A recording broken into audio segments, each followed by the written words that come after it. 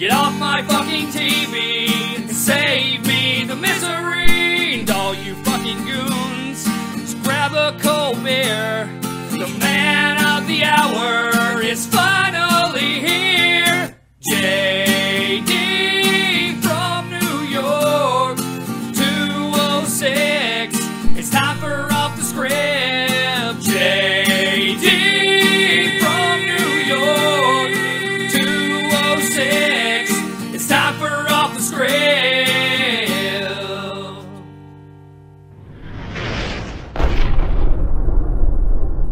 What is going on, guys? JD from New York here. Thank you so much for tuning back into the channel.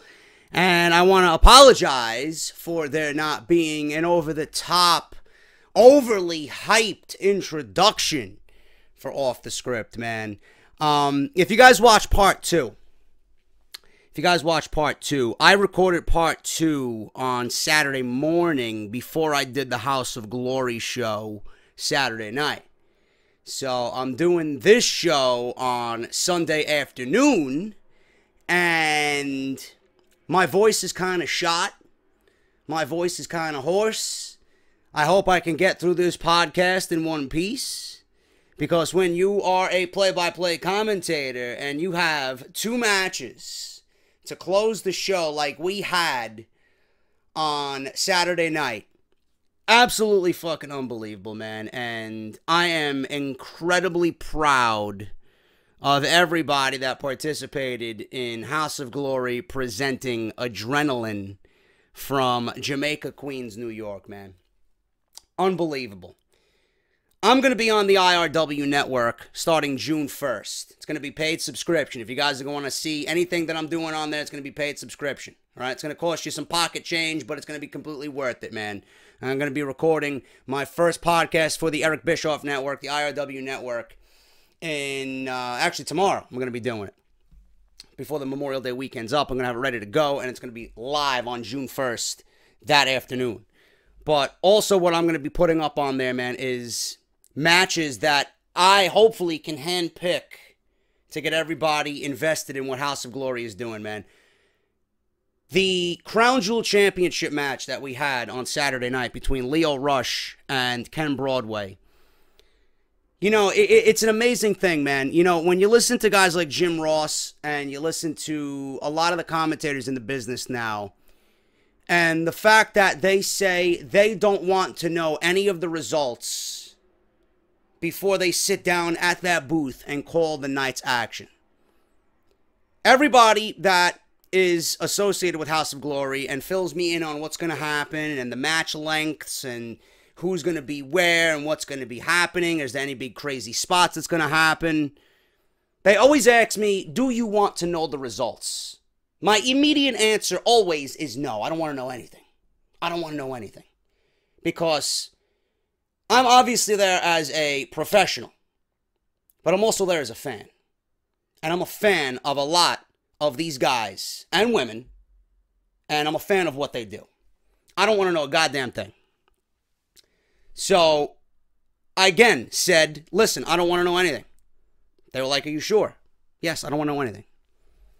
Lio Rush and Ken Broadway. Ken Broadway was the Crown Jewel Championship, Crown Jewel Champion going into House of Glory Adrenaline on Saturday night. Lio Rush is a former CZW champion. He just recently won the championship from Joe Gacy and then lost it one night before we actually had Adrenaline on Saturday night. So it was supposed to be a champion versus champion match. It was supposed to be a winner-take-all match.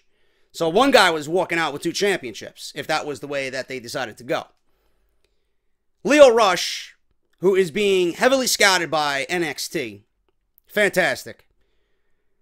He lost the CZW Championship to Davey Richards in Seattle the night before. So he went into this without any gold around his waist. He was trying to vie for the Crown Jewel Championship. At the end of this match, and before I even get into the match, these two already had a classic. House of Glory had their best match in 2016 with Broadway and Rush in December. It's probably on their YouTube channel right now, unless they took it down. But that was a match of the year, bar none, for House of Glory. These two went at it again on Saturday night and did even better for round 2, with Lio Rush winning the championship in unbelievable fucking edge-of-your-seat drama, man. Me and Matthew Ryan Shapiro called the fuck out of that match, man. I don't think he knew the results either. Which is why when you guys see it, hopefully on the IRW network, you guys will see the genuine reaction to both of us when Lio Rush, against all odds, overcame everything and hit his finishing move. He hit his finishing move, the Dragon's Call, a split-legged frog splash off the top, and he nailed it, and it was a 1, 2, 3. That place fucking erupted, man. Absolutely fucking erupted. And at the end of the match, me and Matthew Ryan Shapiro, we looked at each other, we gave each other a pound because we knew it was fucking awesome, man. We knew it was fucking awesome. Cody Rhodes and Anthony Gangone, two more guys I'm fucking proud of, man. Anthony Gangone, when I started, and I don't want to make this all about House of Glory, but I'm excited about what I did on Saturday night, man. And we got unboxings here, too. We got one from British Davis, a sub of the channel, and we got That Wrestling Club. But one more thing on House of Glory, man. Anthony Gangone, when I first watched him, I knew he was impressive. Since I started calling matches in December, I've seen him grow as a performer. He has gotten so much better than when I first seen him, man. He is fantastic at what he does. He exudes confidence. He looks... I used the word yesterday when I was doing commentary with Shapiro because he came out in this Matt Hardy, broken Matt Hardy type garb. It was like almost like a Roman theme that he came out with, like gold and red and almost like an Egyptian theme. He looked majestic is the word I used, man. And he went against Cody Rhodes in the main event. He is the House of Glory World Champion.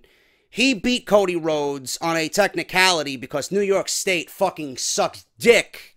And they called the event early because it went way over the time allotted to them. The event was almost 4 hours. So you can tell why my voice is gone. But Cody Rhodes got disqualified for inadvertently giving a low blow to the referee. Gangone moved out of the way. He was about to give Gangone a low blow. Cody Rhodes gave the referee a low blow because Gangone moved out of the way. Referee called for the bell. And Gangone won the match and retains the championship. And in the process is the longest reigning House of Glory champion in their history. But the thing is, during the match, we were told beforehand, we didn't know when it was happening. But we were told, there's a table spot. There's no other table around ringside but the one me and Matthew Ryan Shapiro are sitting at. So all of a sudden, we got Cody Rhodes and Anthony Gangone. We're sitting here. The ring is there. They're above us. I'm like, dude, I think we should move now. You know, it's like that fucking scene in Jurassic Park 1. You know, when the Jeep scene.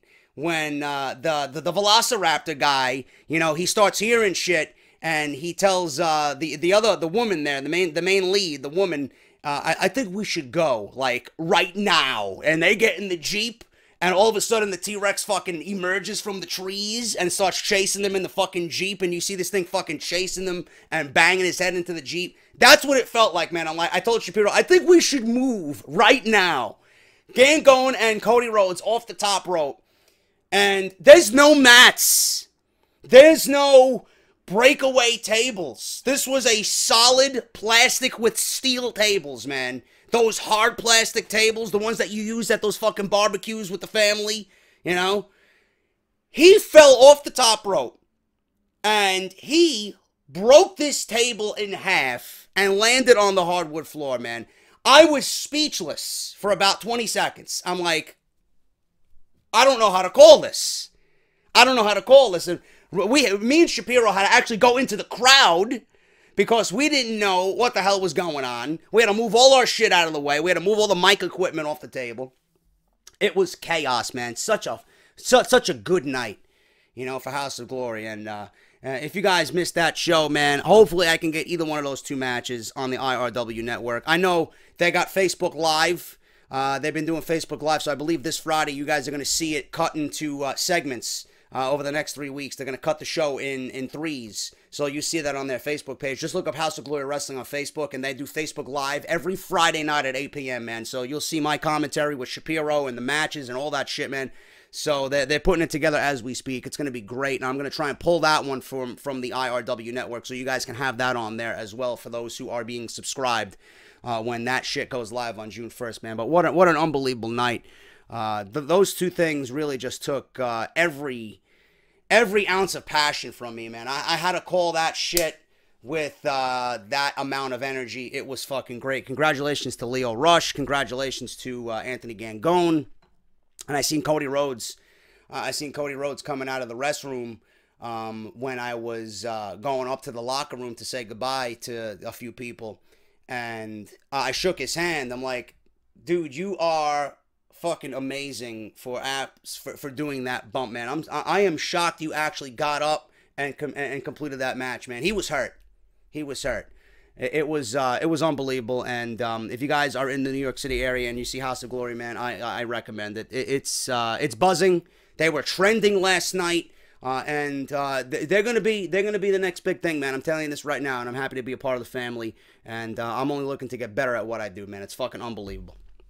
But this is Off the Script, episode 171, part number 3 for your Monday, May 29th, 2017. There will be a Monday Night Raw review, so don't worry about that. I am not taking any days off for you guys anytime soon. I'm going to be bringing you the content as you guys expect, so expect that, and throughout the rest of the week. We got, like I said, unboxings today from British Davis, and we got that wrestling club. We got some news and rumors, nothing too big, but I got a big story on Jinder Mahal that could really put a dent in WWE's, efforts in India. So we got that to talk about. John Cena possibly making a return to Smackdown Live this Tuesday. Road Warrior Animal saying the Dudley Boyz are not a legendary tag team. I don't know what fucking drugs he's on. But we got a few stories to go over right here on Off the Script. I want to thank everybody for the unbelievable support for this show for the last 2 days, man. I think part 1 almost did 2,000 likes. I don't know any other fucking wrestling podcast on YouTube that uploads at least hour-long podcasts that gets 1,000 likes, man. That's 2,000 likes. Never mind 1,000, 2,000 likes. That's fucking ridiculous to me, man. Thank you guys so much for believing in me and being such rabid animals, you fucking savages. But I want to thank everybody for the support. Part 2 did great as well. As we talked about, WWE blaming the absence of John Cena and Brock Lesnar for their ratings decline on Monday Night Raw. Fuck you. Look yourselves in the mirror and realize what the real problem is. Monday Night Raw is nothing but fucking garbage each and every week. It's just not me saying it.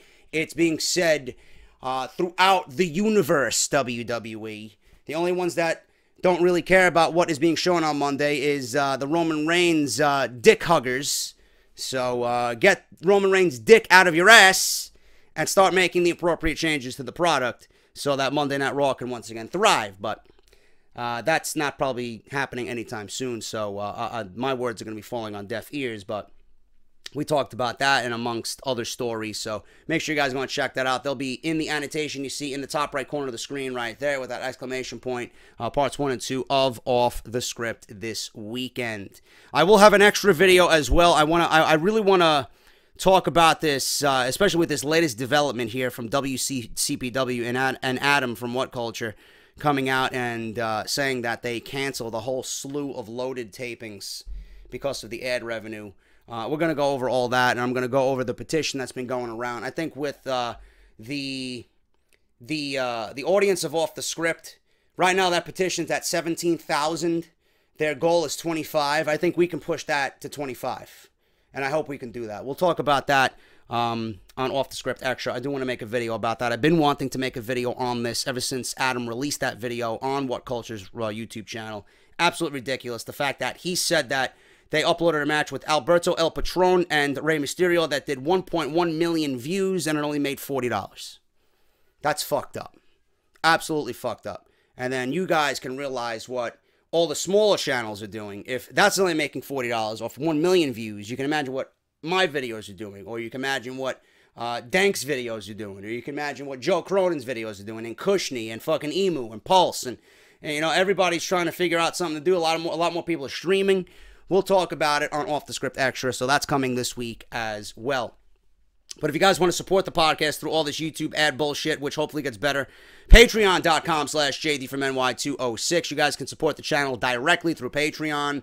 You're going to get Q&As. You're going to get early access to Off the Script. You're going to get Discord chat links and access to the server exclusively for Team JD members of Patreon. And it's just a great way to support the show. If you guys appreciate the hard work that goes into this, and you guys appreciate the man hours that go into this, Patreon is the #1 way, man. Patreon.com/JD206. The second best way to do that, man, and support the show is through Audible. They are a huge sponsor of this podcast and giving everybody, every single week who listens to Off the Script, 30 days free to try their service out with one free audiobook of your choice. No matter what it is, man, you got over 180,000 books to choose from. A lot of those are wrestling related. If you guys don't want the wrestling related content, like I said, you guys got a whole slew of books to choose from.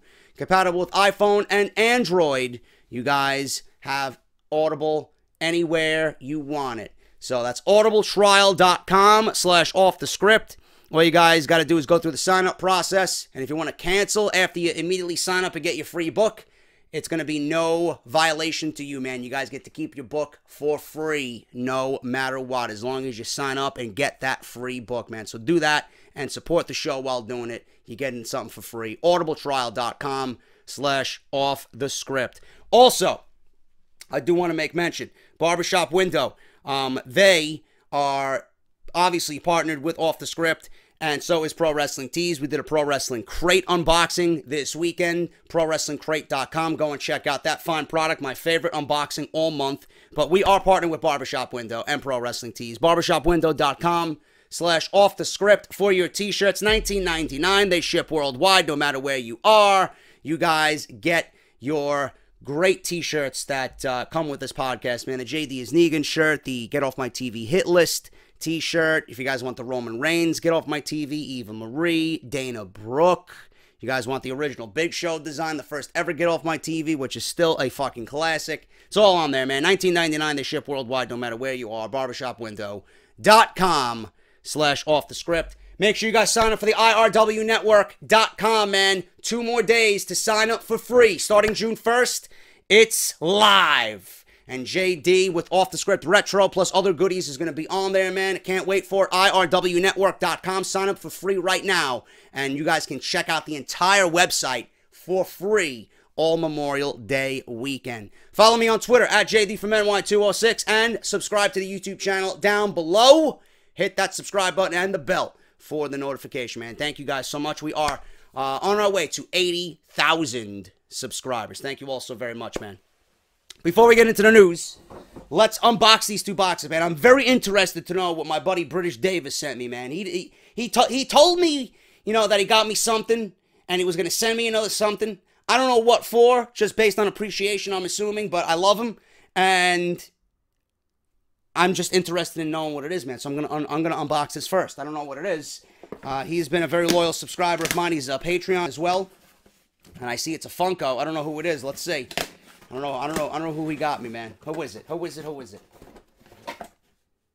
Oh my God, dude. I didn't even know he had a Funko. I didn't even know he had a Funko. British Davis, you motherfucker, man. You are the fucking beast of Off the Script. Look at this motherfucker, man. AJ Styles Funko Pop. Are you fucking kidding me, dude? Wow. I'm speechless, dude. That's fucking awesome. Oh, look at this whole series, man. Look, they got fucking Finn Balor, too. And Goldberg. And they got a Mick Foley one. I knew they had a Mick Foley one, but I didn't know they had an AJ Styles. Man, that's fucking great, dude. That is fucking awesome, bro. Thank you so much, man. I don't know what to say. What has he got? And he put a note in here, too. Let me see. What is this?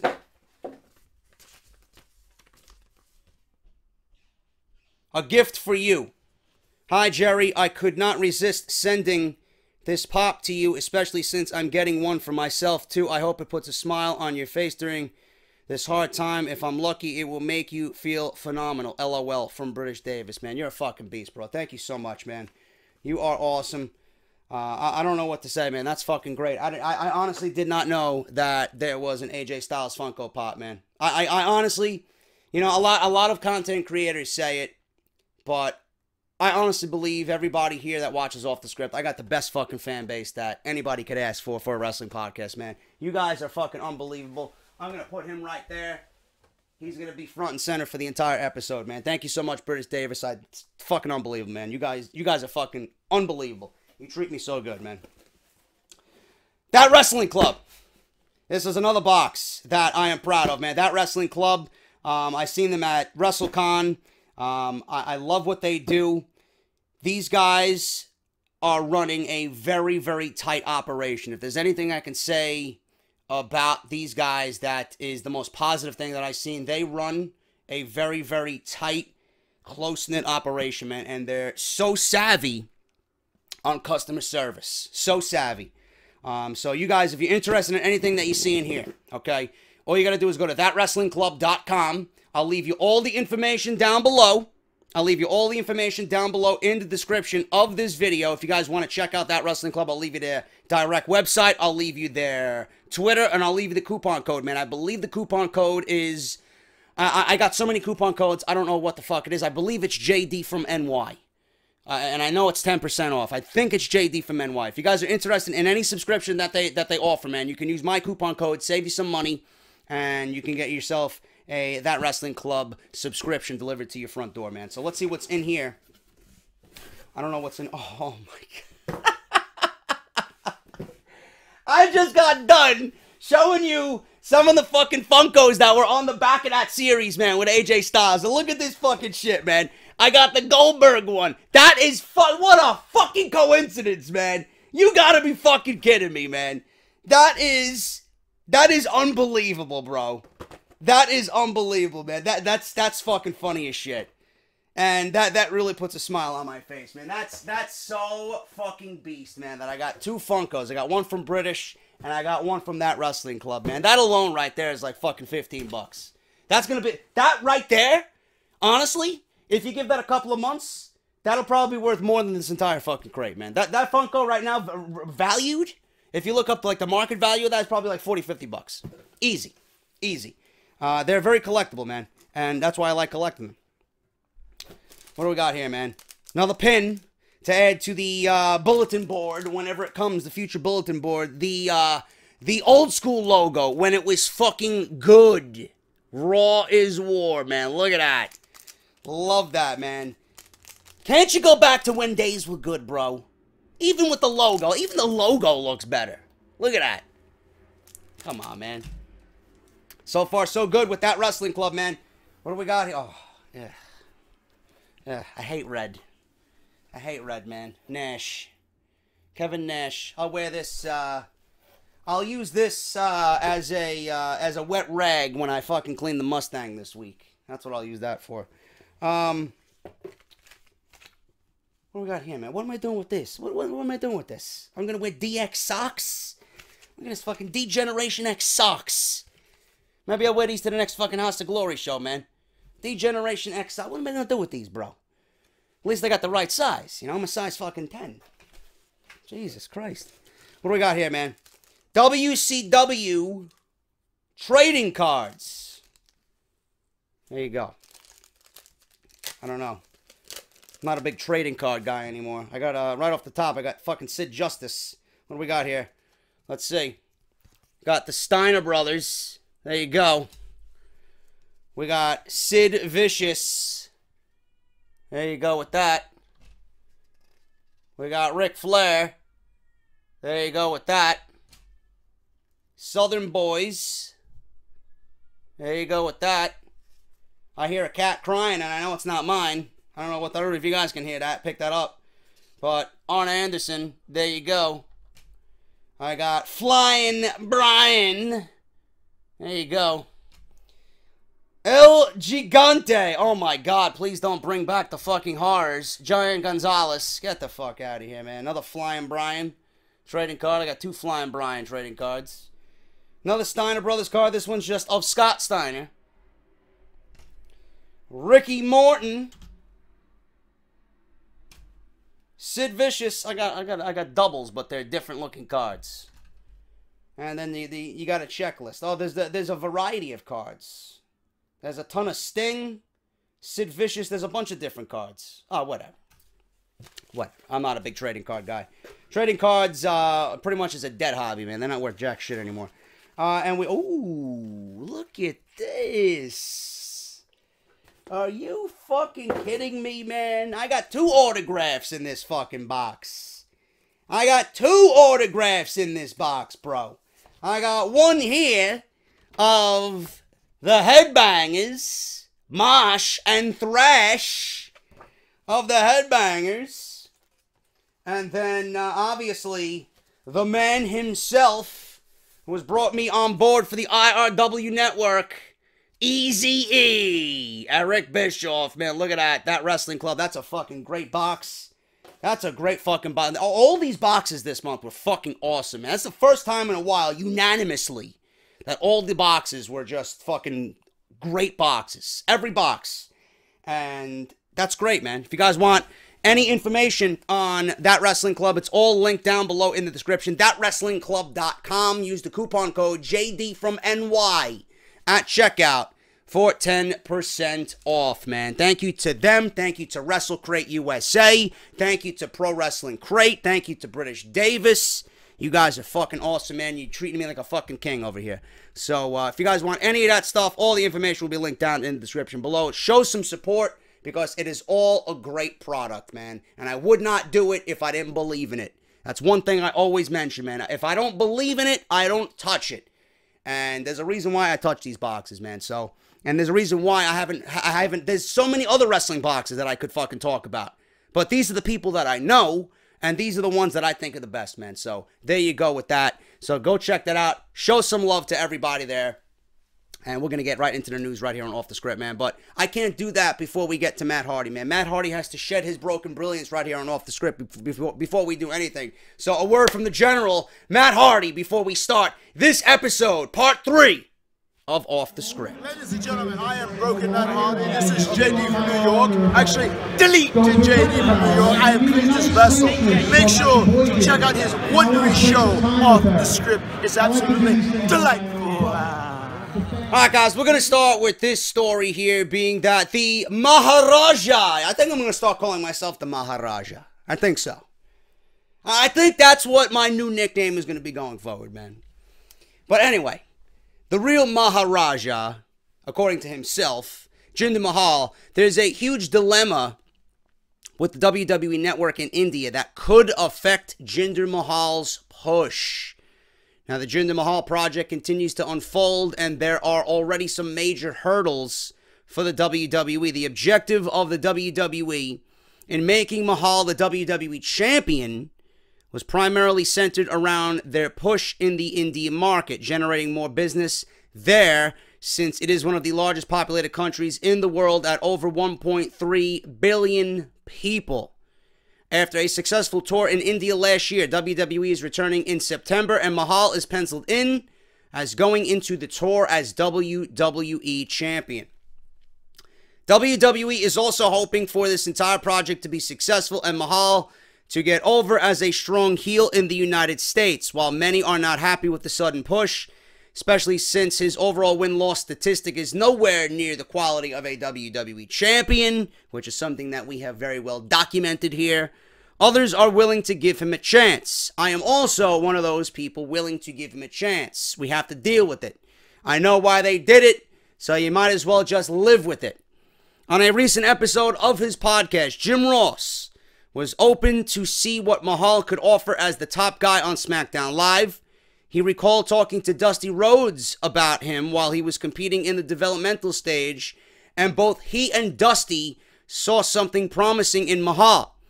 At the time, he needed to continue to refine some things and become more polished overall, but Ross stated that his physical appearance and overall good attitude as a person made him stand out as someone to keep their eye on.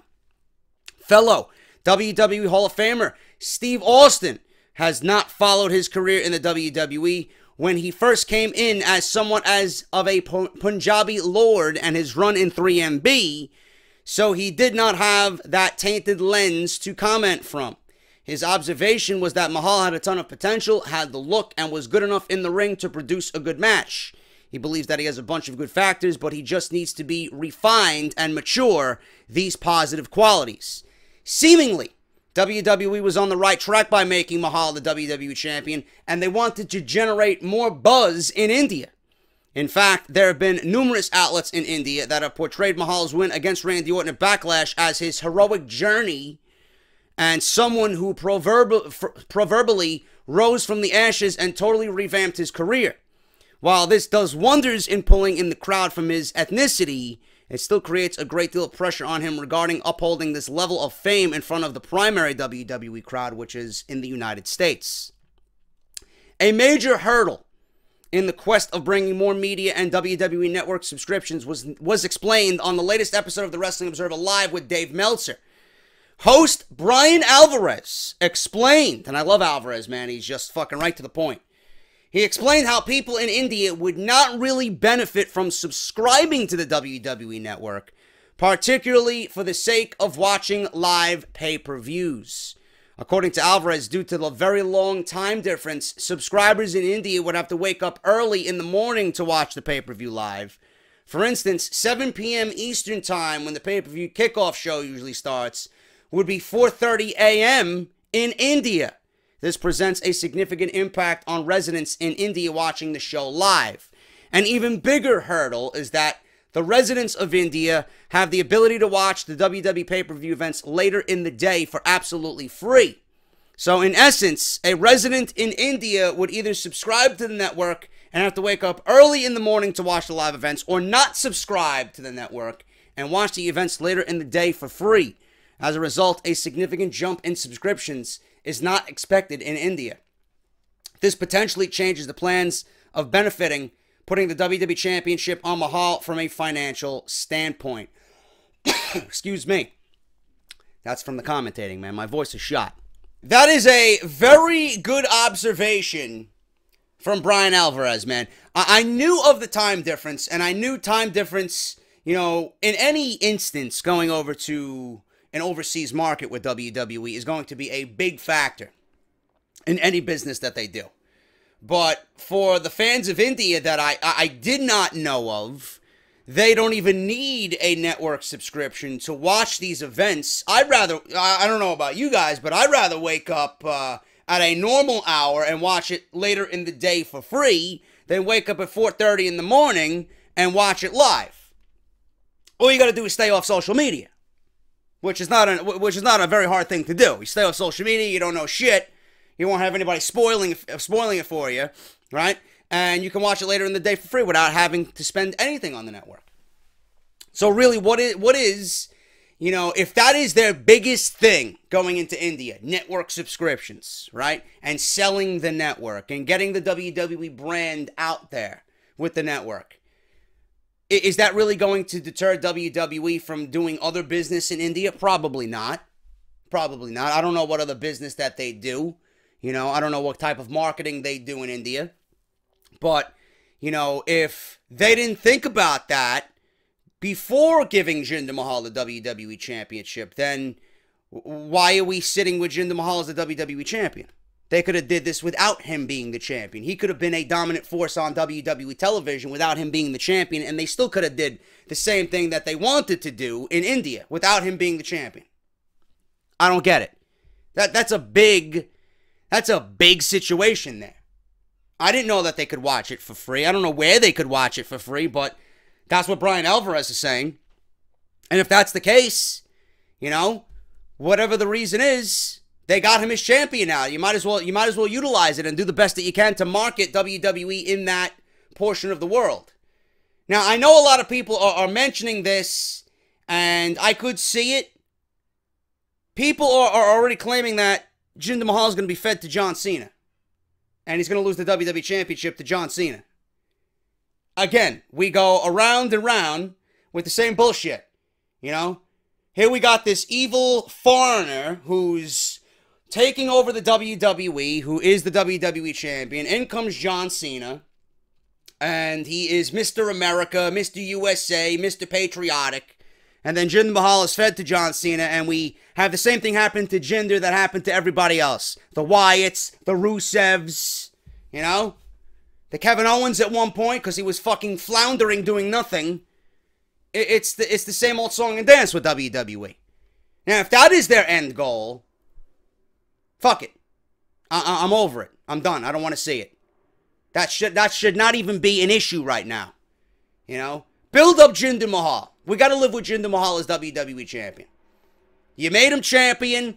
Do the best that you can to build this guy up as another credible superstar on your roster. You put him in this position, you might as well work with him now. You might as well work with him now. The business in India with this dilemma here from Brian Alvarez doesn't mean anything to me. It means nothing. This could have been done without him being the WWE champion. But I'm not going to complain. I am all for one for giving somebody an opportunity. I am all for one to building up another star on the roster so that you have another credible name with the audience. But if this is the case, everything with Jinder Mahal in the last month could have easily been for somebody else. Easily been with somebody else. So we'll see what happens. I'm not going to complain about Jinder Mahal being the WWE champion. I'm not. I'm going to watch closely as to what WWE does here. But if they are set in their ways about doing business in India, we're gonna have to live with Jinder Mahal as the WWE champion through SummerSlam. And like I said on Off the Script yesterday, there are some rumors going around that Jinder Mahal is going to be the champion going into January. I don't know about all that. Take it week by week with this, man. Don't jump the gun, okay? Let's live with it now, see what they do. You know, we gave him a month. They failed. We'll give him a month as champion. If nothing changes after a month, then we can fucking cry wolf and fucking bitch and complain like we usually do on social media. Let's give him a month. Let's get through Money in the Bank first. If nothing has changed, if nothing is changing with Jinder Mahal, then we can voice our opinion. But until then, let's give him a shot. Honestly, let's give him a shot. WWE Hall of Famer Lita returning to the WWE for the Mae Young Classic. After several months of speculation, WWE announced this week that the rumored women's tournament will take place this July, and it will be known as the Mae Young Classic. Details have been scarce regarding how WWE is planning to present the tournament and who will be participating. There's been a lot of speculation, and Jim Ross has been confirmed for commentary. You got my seal of approval on that one, but the Mae Young Classic will be getting a huge boost. It's been reported that former WWE diva and Hall of Famer Lita will be returning to the WWE for the Mae Young Classic this summer. Lita's role has not officially been revealed, which is leading a lot to the speculation that she could be wrestling in the tournament. However, it's being said that she will be on commentary alongside Jim Ross for the matches. She will bring years of experience to the tournament. So I like this, man. I don't think Lita's going to be in the tournament. I'd much rather have her voice her opinion and give her story to these women or about these women and give, us how it feels to be in that competitive environment alongside Jim Ross. I think that could be a nice 1-2 combination. You got the female perspective and then you got the legendary voice of Jim Ross right there, man. I think it'll be a good combination for the Mae Young Classic. Now, Renee Young could join the announce team for the tournament as well. I could see Renee Young there. You guys remember what Corey Graves did for the Cruiserweight Classic? He was always there hyping everybody up with the big bracket of the tournament and, setting the matches in stone for the weeks leading into the next week. I could see Renee Young doing that for the Mae Young Classic. So that's what I see Renee Young's role being. But as for the tournament, Renee Young could give the Mae Young Classic an extremely strong female presence as well. There is speculation about WWE utilizing female referees for the tournament and making the event something wonderfully different than anything the WWE has seen before. Lita is expected to be a huge part of making that happen for the event. A lot of fans may have been disappointed because it was rumored during WrestleMania season that Lita could make her in-ring return to WrestleMania. That did not happen, but some fans are still wondering if the WWE Hall of Famer could return for more matches with the WWE. I doubt it, and I would not want to see it. That's just me. Lita coming out of retirement became more plausible after it was reported that she had wrestled her first match in over 5 years back in March. Since then, many within the WWE remain hopeful that Lita was shaking off ring rust for a big comeback for WWE. We haven't heard anything since. Unfortunately, it hasn't happened yet, and her involvement with the Mae Young Classic isn't expected to be more than announcing the tournament alongside Jim Ross. However, for many fans, they remain hopeful that Lita's involvement will eventually lead to another run with the WWE sooner rather than later.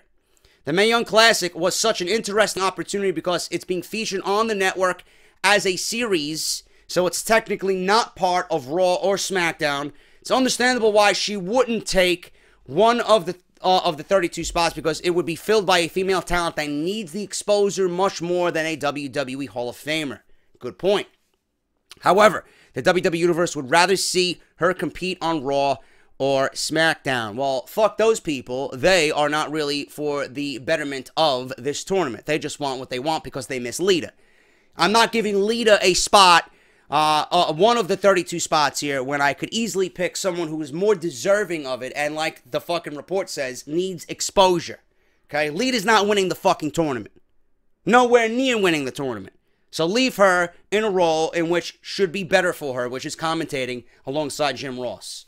Regardless of what the future holds for Lita inside the ring, she will add some legitimacy to the Mae Young Classic. The tournament will be featuring a lot of talent to the WWE Universe, especially to the fans that aren't hardcore wrestling fans. In some way, that is a good thing. However, it will be up to Jim Ross and Lita to provide keen insight for the viewers at home, and it will be up to Lita to be the veteran voice for the event. She has some experience behind a desk as an analyst before WWE Raw pay-per-views, but the commentary role could be a challenge for her. She's definitely qualified for the role, and JR will be there to help. WWE officials are also planning to tape the event on July 13th and 14th, but aren't expected to air the finished episodes on a weekly basis. Everyone involved will do their best to ensure the Mae Young Classic is as good as it could possibly be. You know, Lita, the one thing that concerns me about Lita is she was not very good in the analyst role on those pre-show panels, man. She was sometimes belligerent. She sometimes came off drunk. She sometimes came off slurring at the mouth, very confused about what she wanted to say. I don't know what was going on there, you know, but I honestly think in this type of atmosphere, alongside Jim Ross and not being on a big panel with 4 or 5 different people, you know, I think it would be better for her in a nice, intimate environment, sitting alongside somebody who she knows very well, and alongside someone who's called her matches. And I think it would. I think it would just be better for her state of mind to be in that type of atmosphere, you know, and actually calling the action instead of talking about, you know, matches that she probably doesn't have much history on.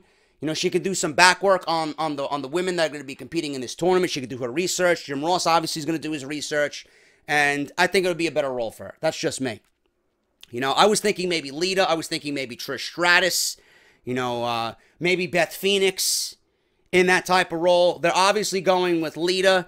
I knew they wanted a female presence there. But, you know, if you ask me, if Mauro Ranallo was still there, I would have him and Daniel Bryan do it again. I think that was the best commentating team in all of WWE in 2016.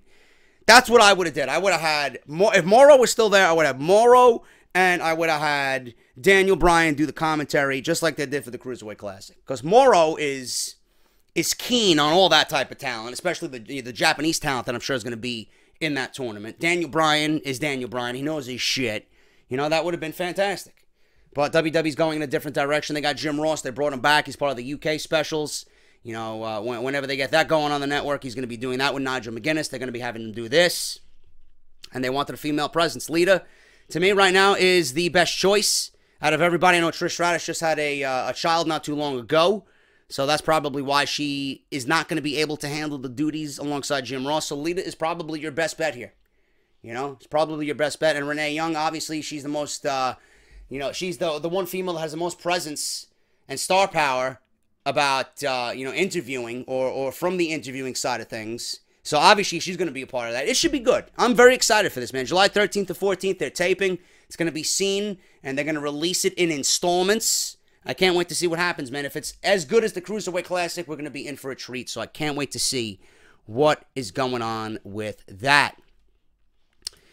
Yeah, more news on Jinder Mahal here, man. Backstage news on Jinder Mahal taking away the push of another WWE Smackdown Live heel. Don't know what's going on here, man, but apparently Rusev and his push is now in jeopardy because of what WWE is doing and utilizing with Jinder Mahal. The Jinder Mahal experiment continues to have even more layers and layers and layers to it than what is being revealed. From what has occurred on weekly television over the past few weeks, it appears that Mahal's push was certainly not something that has been planned for a while. Now, I talked about this on Off the Script.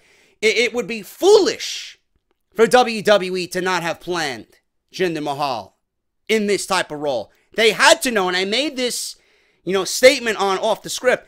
They knew they were going to be touring India. They knew they were going to be touring India this year. You mean to tell me they didn't have it in the back of their mind that they wanted to push this guy? Which is probably another reason why he got into the shape he's in now so fast, because they needed him in that role that fast. It's possible to think about. It really is. It's very difficult. That's the way we see it on television. Well, this guy came out of nowhere in 4 weeks. Now he's the WWE champion. But there's no way, you cannot think about that situation. Like, they knew they had these plans upcoming for India. Maybe they had him get into shape the way he is now because they knew they had these plans in India and they wanted to facilitate things. It's possible to think about, But, again, it's also possible to realize that WWE does operate under, let's do things at the last minute. So it's either one or the other. But it's definitely something to think about.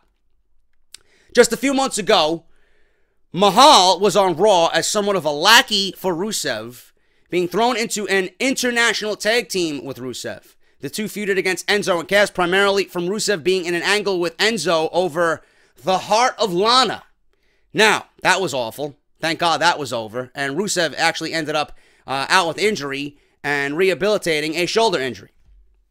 Now, the two feuded with Enzo and Cass over Lana. After that feud was over, the team ran out of steam and WWE decided to break them up. Interestingly, on Raw, it did not help either of them, as both competitors took a loss at the Fastlane pay-per-view against Big Show, who lost to who beat Rusev, and then Cesaro against Mahal. From a recent report from Wrestling News, there is still a relationship between Rusev and Mahal, but not in a much different way. It was stated that Mahal's push was responsible for putting Rusev further down the line, removing him from being SmackDown's next top heel. For the past few weeks, Rusev has been sending tweets threatening Shane McMahon that he will confront him if he does not book a WWE Championship match at Money in the Bank. Rusev even told Shane 2 weeks ago that he was going to return to SmackDown Live to get face-to-face with him and then demand his title shot, but he never showed up. Then he was tweeting out that he was at the fucking Buffalo Sabres game or fucking some hockey game. The Ottawa game. I don't know. But he was at some hockey game with Lana, and he made statements just a few days ago before SmackDown actually aired that he was going to be on SmackDown, and he never showed up. He never showed up. When Rusev moved to SmackDown, the company spent weeks using his recovery from shoulder surgery as a way to expose him back to the fans by the tweets and videos demanding a title shot. Based off a video he posted on Twitter, many fans were expecting him back last week to jump right into the WWE Championship division. However, when Rusev explained he was there, where he was instead of SmackDown Live, he stated that he was watching the Nashville Predators game. There you go. It was at a hockey game, but it was at the Nashville Predators hockey game. Since it would not be a big draw to book a heel versus heel feud on SmackDown Live, WWE had to choose between Rusev and Mahal to take the lead role as the villain of the brand. Based on the heavy market for India, Mahal took the lead spot. Not only did he become the top heel of the company, but he surprisingly won the WWE Championship at Backlash against Randy Orton, which you guys very well know. It would be interesting to think if Rusev would have an experience of the same fate and become WWE Champion if he was not replaced by Mahal. Probably not. Most likely, Orton would have got past him and kept the WWE Championship unless the company decided to build a major market in Bulgaria. Until he returns, Rusev will continue to post funny tweets and comments on the Nashville Predators as they advance to the Stanley Cup Finals. It will also be interesting to see whether Rusev and Lana are still aligned when he comes back, since Lana has been in vignettes with an entirely different character. This would not be very good for Rusev if he does not have a mouthpiece. I don't think that's true at all. I think Rusev would be fine on his own. I don't think Rusev needs Lana at all. I think Rusev could be fine on the mic with his mic skills on his own. Now, thankfully for Mahal, he was able to be at the right place at the right time, along with undergoing a positive physical transformation, and I use that term loosely, to be the chosen person to represent the India market as the WWE Champion. If Rusev and Mahal were compared a few months ago regarding who would be the SmackDown Live top heel, it would be a landslide vote for Rusev. However, things change, and now Rusev has to wait on the sidelines until WWE has something for him, since the original plan of him being the top heel has now changed. Now, I don't know what WWE is going to do with the Money in the Bank, man. You know, this is something that I wanted to talk about because I mentioned Money in the Bank, and I mentioned this with this Rusev story because I don't know whether WWE is going to take out Sami Zayn or if they're going to hold Sami Zayn off a few weeks and then have him show up in the Money in the Bank and just make a heroic comeback. I don't know. But the way that Baron Corbin took out Sami Zayn, to me right now, it looks like that there might possibly be an open spot for Money in the Bank, which could be given to Rusev. Now, if Sami Zayn is back and they still want to add somebody else, it's not going to be a negative to add a seventh man to the Money in the Bank. It's not. You could always add Rusev. It's not going to take away from the match whatsoever because Rusev has nothing going for him right now anyway. If he wants to make his return at Money in the Bank, Shane McMahon can easily say, listen, I can't give you a WWE Championship match, but what I can do for you if you want to negotiate with me here is I could put you in the Money in the Bank ladder match and give you an opportunity at the briefcase. That's the most you're going to get. You're not getting a championship match. We can't give championship matches out just because people are asking for them. Okay? So he can put him in the ladder match, and that would be some type of negotiation tactic by Shane McMahon to shut him up. That's what I see happening. So it's either Sami Zayn is out and they need to find a sixth man, which could be Rusev, or Sami Zayn is still in, and Rusev just ends up being the seventh man, which I think is the more likely choice here. But as far as Money in the Bank goes, a lot of people are telling me that Shinsuke Nakamura is being primed for the Money in the Bank. I would not do that. In fact, I wouldn't even have Shinsuke Nakamura in this match. I would have never even put Shinsuke Nakamura in this match at all.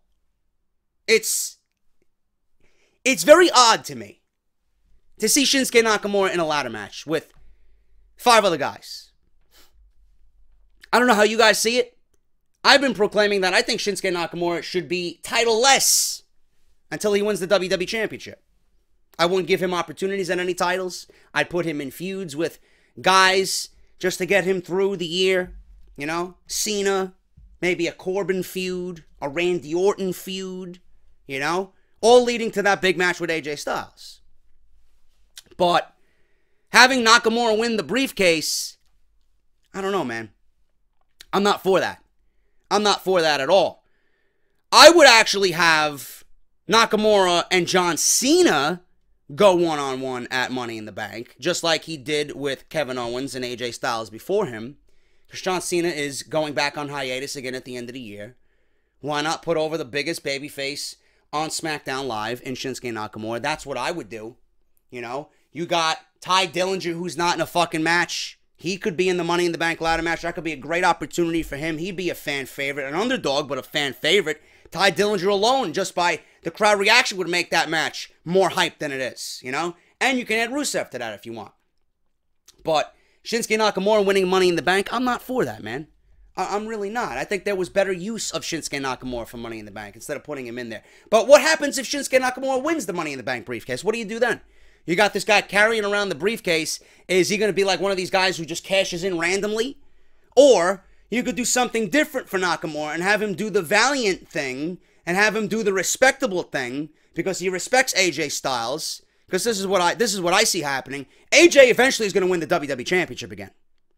There's no doubt in my mind. AJ Styles is primed and ready for another run as WWE Champion. I mean, that belt was made for him. WrestleMania 34, it needs to be Nakamura versus AJ Styles. I don't give a shit what anybody says. That is your main event. Okay? Now, if you're going to have Nakamura win the briefcase, I would not have him do one of these fucking, dash and grab type fucking deals like Edge. You know, come out randomly and just fucking cash in when, you know, the WWE Champion just had a fucking grueling 30-minute match and then cash in Kinshasa, 1, 2, 3, we got a world champion. No, we're not going to do that. We're not going to do that. That's why I wouldn't put him in the Money in the Bank briefcase. I don't see that type of attitude and demeanor from Nakamura. You know? I could see that from anybody else in that match but Nakamura. That's something that Baron Corbin would do. That's not something Shinsuke Nakamura is going to do. But I'm hearing rumors that Nakamura is going to win Money in the Bank. I would actually have Nakamura cash in like Rob Van Dam did. Remember when Rob Van Dam went against John Cena at One Night Stand in 2006 at the Hammerstein Ballroom and won the WWE Championship in front of that fucking violent crowd? Jesus Christ, man. One of the best pay-per-views I ever seen was that One Night Stand pay-per-view. I would have Nakamura do something like that. Rob Van Dam was Money in the Bank. He cashed in for a WWE Championship match at One Night Stand, challenging John Cena the right way for the WWE Championship. I would have Shinsuke Nakamura do that, but during WrestleMania season. Listen, I got this briefcase. I want Styles. I want the championship. Let's do it. You build a program through that. How you build the program, what the storyline is, it could be built off respect. You know, because AJ's a babyface, Nakamura's a babyface, it could be built off respect. I don't see AJ turning heel anytime soon. I don't see Nakamura turning heel ever. You know, I see the respectable thing being done. You build the entire storyline built on who is the best in the world. Easy. But again, I wouldn't even have Nakamura in this match. I would replace him with a Rusev or a Ty Dillinger. Or I would have both of those guys in the match. You know, because Ty Dillinger, where the fuck is he at? I don't know. Has he gone missing? Is he on the fucking side of a milk carton somewhere? Because I don't know. They got nothing for him. They bring him up. They got him feuding with fucking Aiden English, and he's got nothing to do. He's the perfect candidate for a Money in the Bank ladder match. People were crying for Ty Dillinger to be put in that fucking match. You know? And where are the qualifying matches? We got 4 weeks till fucking Money in the Bank. You mean to tell me, you know, you're going to pick 6 guys randomly and just throw them into Money in the Bank with no qualifying matches? I mean, why is this happening every year? Like, why does a Baron Corbin deserve to be in the Money in the Bank ladder match? He lost against Sami Zayn the night before. I don't get that. You know? AJ Styles. Love AJ Styles to death. But he lost his match against Kevin Owens. And he's put in the match. Dolph Ziggler. He lost to Nakamura the night before. At Backlash. And then on Tuesday, following the pay-per-view, he gets put in a WWE Championship opportunity. Against 6 other guys in a ladder match. I mean, don't these guys, or shouldn't these guys be fighting to get into that elite club? You know, this is not some random fucking shit. Okay, we're going to pick you. You're going to fight for the WWE Championship. Have these guys earn it. Have these guys earn a spot in the ladder match. You're treating it like it's just another fucking day at the office. This is for the briefcase. You have a WWE Championship opportunity whenever you want for the next year. You're just giving it out randomly? You're going to pick guys at random? You're not going to have them fight for it? Come on, man. Those are the things I don't like about WWE, man. They don't do the right thing. They don't do what should be done. I would not have Nakamura in Money in the Bank. I would not. I would have him go against John Cena. I would have held Nakamura back. John Cena, if he's going to come back on Tuesday, he would have had more than enough. There's not much needed there. Cena could sell you a match in 1 week against Nakamura. You don't need any build for that. I would have put him against Nakamura. I would have had Nakamura beat him in a competitive match, and I would have had it again at SummerSlam. That's what I would have did. Follow the AJ Styles blueprint. But if you're going to have Nakamura win the Money in the Bank, I would have him do it and cash in respectively, or respectfully, against AJ Styles when the time is right during WrestleMania season. But yeah, if Rusev is going to come back, I would like to see him in the Money in the Bank briefcase ladder match. I think that would be a nice role for him. He's got nothing else to do, and if he's ready to go, why not? Add another guy to the match. Moving on here, man. Speaking of John Cena, Cena to return, rumored, to Smackdown Live this week. Now, John Cena isn't advertised to return to Smackdown Live until the July 4th episode. Cena has been on hiatus from WWE while he films a movie. He recently stated that he can't wrestle and film movies at the same time due to insurance purposes. A recent tweet from Cena indicates that WWE fans could be seeing him a lot sooner than July 4th. He tweeted today at 10 o'clock in the morning, on May 28th, taking a second to regroup and recharge, finishing up a wonderfully funny project in Atlanta, then a trip back home is long overdue at WWE. Smackdown Live takes place in Atlanta this coming Tuesday, making a potential return this week very possible for John Cena. With ratings being at all-time lows for 2017, Vince McMahon probably will want John Cena on the show to give the ratings a boost. But the ratings are not important, according to Vince McMahon. You know? The ratings are not important to Vince McMahon. You know? When USA has their fucking the remaining 2 years of their contract with WWE run out, and they assess what they've done during this duration on USA Network, and then you look at the fucking ratings, then I want Vince McMahon to tell me that the ratings don't mean shit when they don't have a television deal that USA is giving them, or they're giving them a lot less money than they got this time around. Then I want to see Vince McMahon tell me the ratings don't mean shit. But John Cena, listen, I am not a John Cena fan in any way. Do I respect John Cena? Yes, that's different from being a fan. I respect what John Cena brings to the WWE, his intensity, his work ethic, and him on building a fucking match that means something. I mean, look at what he did with the fucking mixed tag team match.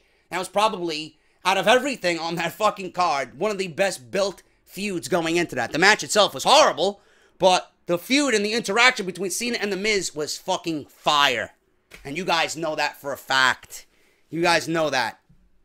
But Cena coming back is much needed. I can't wait for him to come back. He just adds that level of, you know, intensity to SmackDown that is sorely missing. And if he comes back on Tuesday in Atlanta, I will be absolutely thrilled to see him back. And I'll be excited to see what they do with him going on into the summer, man. Like I told you, I would not be surprised to see John Cena versus Shinsuke Nakamura at least one time this summer before he goes back on hiatus for the remainder of the year. That's what I'm predicting, man. I see it. I don't know why WWE wouldn't do it. You might as well do it now. This summer is the perfect opportunity for Shinsuke Nakamura and John Cena to go one-on-one. And in some cases, to some, that is a potential dream match for WWE. Before we get into this last story here, man, what are we at? This is a very, very short episode because there's not really much news. There's not really much news at all. But I want to look up, just so that I have reference here, Dudley Boyz Wiki. And I want to go over their accolades, okay? Let me go over everything that these guys have done in their career. All Japan Pro Wrestling, World's Strongest Tag Team Determination League in 2005.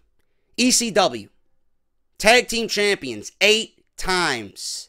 New Japan Pro Wrestling, IWGP Tag Team Champions twice. Pro Wrestling Illustrated, Match of the Year in 2000 versus Edge and Christian and the Hardys, Triangle Ladder Match at WrestleMania 2000. PWI Match of the Year 2001, Edge and Christian and the Hardy Boys, Tables, Ladders, and Chairs at WrestleMania X7.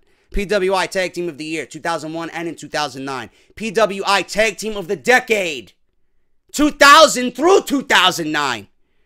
Rolling Stone, Least Game-Changing Regular Roster Return. That's not really an accolade, but I find that funny. That's why I read it. TNA, World Heavyweight Champion, twice, Bully Ray. TNA Television Champion, Devon, twice. NWA World Tag Team Champions, one time. TNA World Tag Team Champions, twice. TNA Tag Team Tournament, 1, 2013. TNA Tag Team of the Year, 2005. TNA Hall of Fame, 2014. Fuck TNA. World Wrestling Federation / Entertainment, WWE Tag Team Championship, one time. WWE, WWF World Tag Team Championships, 8 times. WCW World Tag Team Championship, once. But Road Warrior Animal is claiming that the Dudley Boyz are not a legendary tag team. Road Warrior Animal was recently interviewed by Hannibal TV. Animal spoke out about who he thinks are some of the greatest tag teams of all time. He had some interesting comments during the interview about the Dudley Boyz. Animal says that the Dudley Boyz are a great team, but they won't go down in history as a legendary tag team like the Road Warriors. This is what he said, and I quote, "Let me sum this up. I got nothing against Devon or Bubba. Great guys. Love them. They were good back in ECW in their early years. I'm going to say this, but here's the bottom line. You can say you're the greatest cause you won the WWE Championship so many times. All the TNA Championships, but come in my shoes where you've won 14 different World Championships. I'm talking Australia, Mexico, 6 different Japanese company belts, AWA, NWA, WCW, WWF, WWE. Right there, you got 12 championships. Not only are you going down to Portland and winning those titles, going to Mexico City, I've been a part of 14 different belts. Even Hawk and I had at least 10, 12 different titles. The only team ever to take the international belts out of Japan and defend them against the AWA, NWA, and not WWF. But those titles and the WCW titles and made the international belts famous. They ain't done that. I have nothing against the Dudleys, but let's be real to all the fans out there. He continued. Just by that, he sounds like a fucking retard, number one. He's comparing what the Legion of Doom, the Road Warriors, did to the Dudleys. You know, it's whose dick is bigger than whose. That doesn't mean that the Dudleys are not a legendary tag team. You know? I mean, this is not a dick measuring contest here, Animal. You can both be legendary teams. Just because you consider yourself to be, you know, with Hawk and run down all these accomplishments as the Road Warriors, that doesn't mean that the Dudleys are not a legendary tag team. You're both legendary teams in your own right. Why can't you share the fucking spotlight? I don't get that. I mean, was he drunk when he had this fucking interview? He continued on, you gotta be real when it's time to be real and honest. Listen, Hulk Hogan is the greatest single thing to ever happen to wrestling in this business, and I'll be the first to say it. When something is true, you have to say it. The best entertainer to ever come out of the business is The Rock. #1 best entertaining guy ever, and has set the wrestling standard that nobody will ever match. The guy did $170 million in profit this year. No wrestler will ever do that in movies. I'm the first one to say it. So the Dudleys come out here and say that kind of crap. They really need to think about it, and before they open up their mouth and say, okay, did we really do anything that was better than the Road Warriors? The answer is simple. No. Are they great? Yeah, they're great, but they're not the Road Warriors. They're not going down in history as a legendary team. I mean, again, he's measuring whose dick is bigger than whose. All because you don't think that the Dudleys are more legendary than the Road Warriors. That doesn't mean that the Dudleys are not a legendary team in themselves. They're an influential team. They are an influential team. Look at the shit that they did with Edge and Christian and the Hardys back when they did it. Nobody was doing that type of shit in the WWF. Nobody. They opened doors. On top of that, they went all over the world just like you did. And conquered every fucking promotion they've been in. So all because you have more on your resume doesn't mean that the Dudleys aren't just as great a tag team as the Road Warriors. Why don't you leave it open for discussion and let people talk about it in a friendly manner? This is the great thing about wrestling. It's an open-ended discussion. We all have different opinions. It brings people who don't know each other from all over the world to talk about a common interest. Pro wrestling. The love of pro wrestling is there, you know? Now, listen, I'm going to use this as an example, okay? Greg Maddux. I'm a huge Atlanta Braves fan, okay? I'm a huge Atlanta Braves fan. Now, how many, I'm going to look this up. I don't want to use him as a gauge here, but I'm going to look him up because he's a cheater.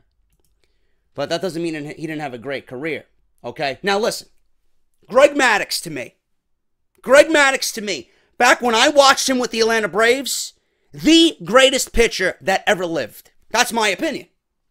Nobody was doing what Maddux was doing.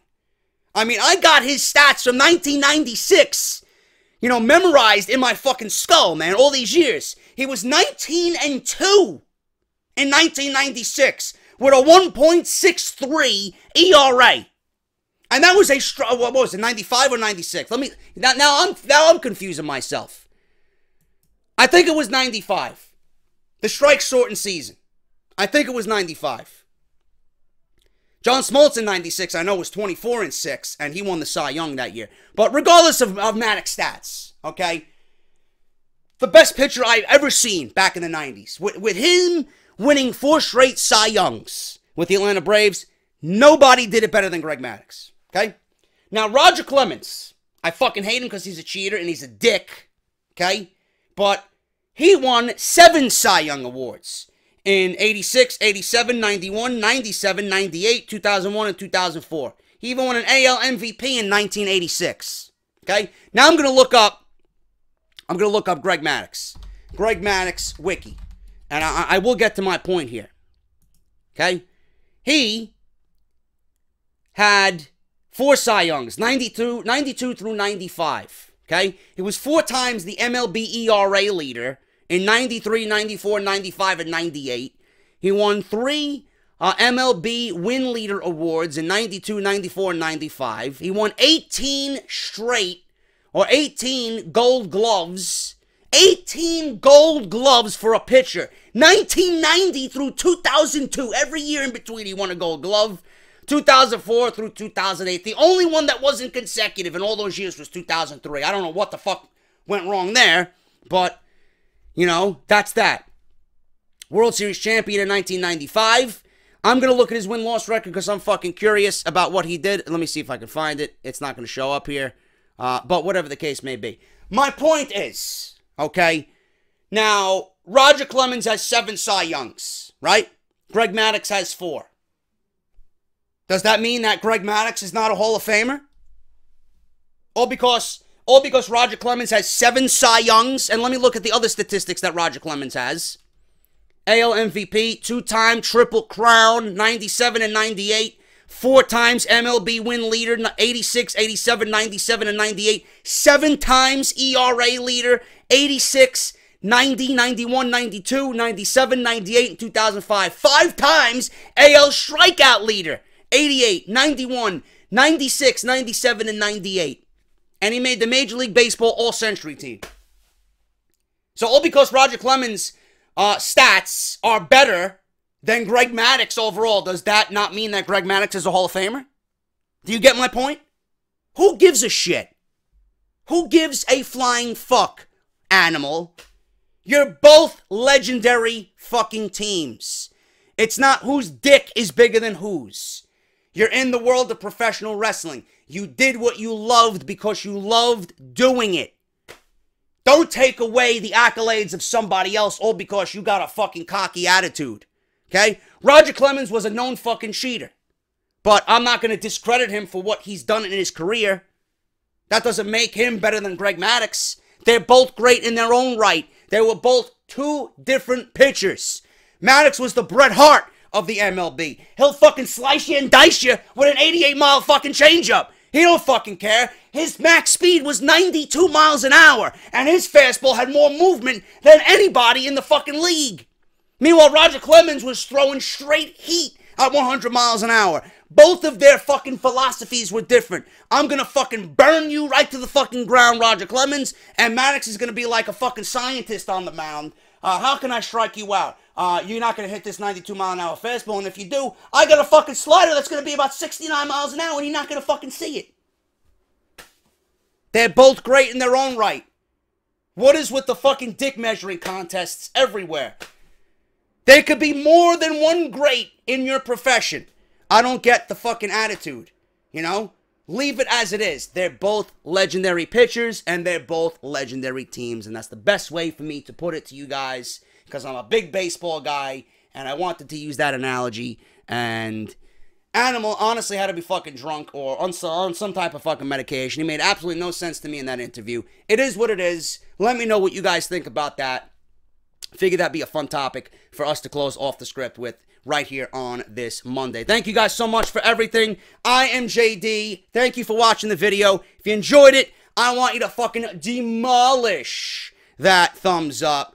Thank you guys so much for a great weekend right here on Off the Script. I'll be back with Monday Night Raw review. I don't know if I'm doing it tonight. Depends on how I feel. If not, it will be up tomorrow morning for sure. Thank you to British Davis. Thank you to That Wrestling Club. Thank you to Wrestle Crate USA. Thank you to Pro Wrestling Crate. And thank you to all of you for making Off the Script the #1 wrestling podcast right here on YouTube.com. Follow me on Twitter at JDFROMNY206. Subscribe to the YouTube channel down below and hit that bell for the notification. Patreon.com/JDFROMNY206. audibletrial.com/offthescript and barbershopwindow.com/offthescript. I am JD. I'll be back with more content this week. Don't go anywhere. Let's hit 80,000, man. Let's do that and fucking blow this channel up like we know it can. Thank you guys so much, and I'll see you all for Monday Night Raw review. I'll talk to you later.